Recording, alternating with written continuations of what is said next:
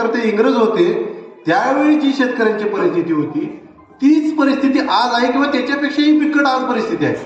मग स्वातंत्र्य मिळवून आम्ही काय मिळवलं आणि स्वातंत्र्य मिळालं कोणाला हा प्रश्न कधी आपल्या मनात उत्पन्न होत नाही.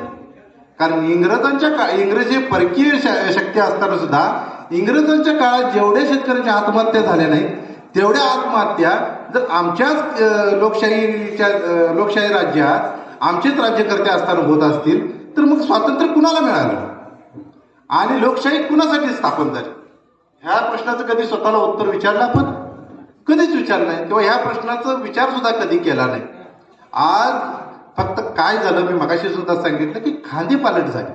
लक्षात घ्या, शासनकर्ते बदलले पण शासन करण्याची जी पद्धती आहे ती इंग्रजांचीच पद्धती आजपर्यंत आपण जोपासत आलोय. लक्षात घ्या. त्यामुळे ज्या वर्गाला ज्या